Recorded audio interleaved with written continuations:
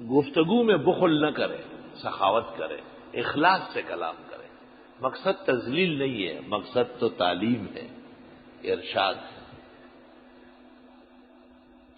ایک جگہ ہم گئے، منصور بھائی ساتھ تھے، تو گاڑی ہماری خراب ہو گئی. اس زمانے میں ایسی گاڑیاں ہوتی تھی.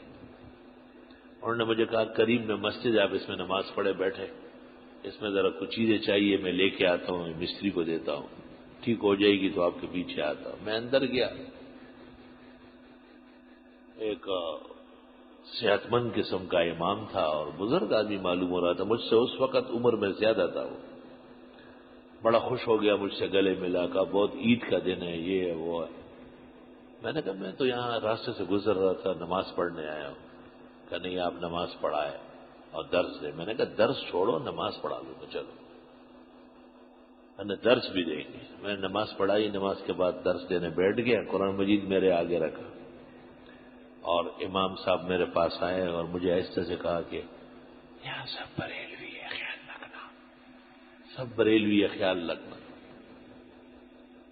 میں کوئی مسئلہ بیان کرتا، مجھے کیا ضرورت ہے ان سے لڑنے کی. لیکن جب اس نے مجھے کہا، میں نے کہا اس اللہ کی قسم جس نے آسمان و زمین قائم کیے کہ آج سوائے اس کے کوئی اور مسئلہ نہیں کروں گا.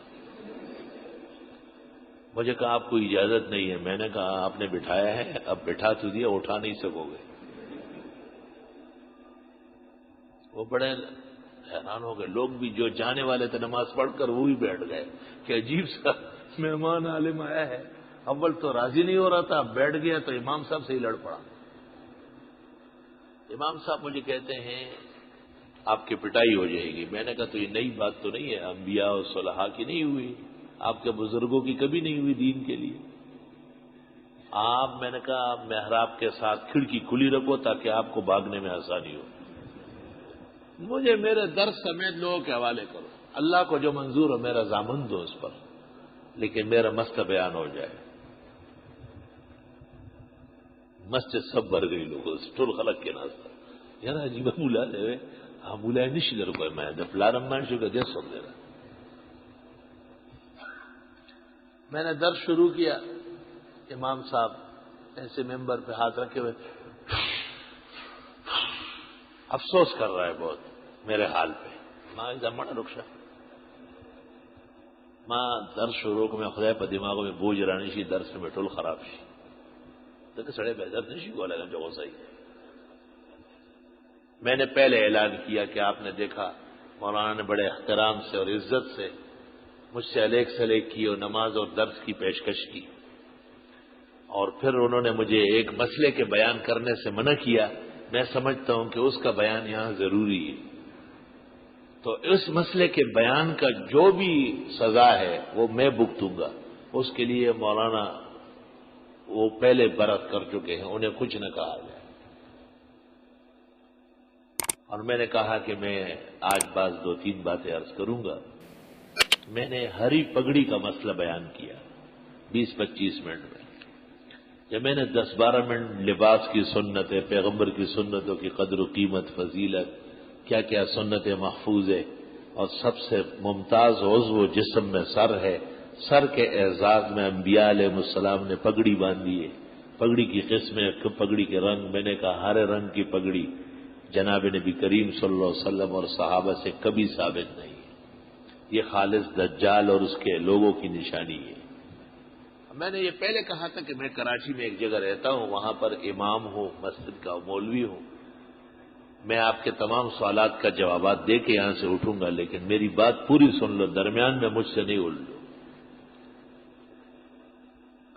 2-2 کر کے، ایک ایک کر کے ہری پگڑی والے اٹھتے گئے. میں نے سوچا یہ ڈنڈے سوٹے لائیں گے، کیونکہ امام صاحب نے پہلے مجھے منع کیا اور وہ ممبر پہ کھڑا ہے.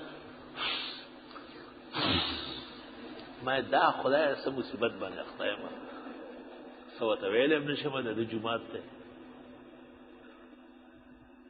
کچھ دیر بعد مجھے محسوس ہوا کہ وہی لڑکے باہر جا کے پگڑیاں کھول کے اور نیچے رکھے ہوئے اور صف میں آ کے بیٹھ گئے.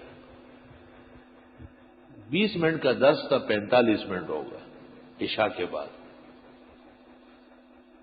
جب میں نے درس ختم کیا اور میں نے کہا کہ دعا سے پہلے آپ کو جو سوال ہو، جو اعتراض ہو، حاضر ہوں میں، جب آپ مطمئن ہوں گے تب میں جاؤں گا۔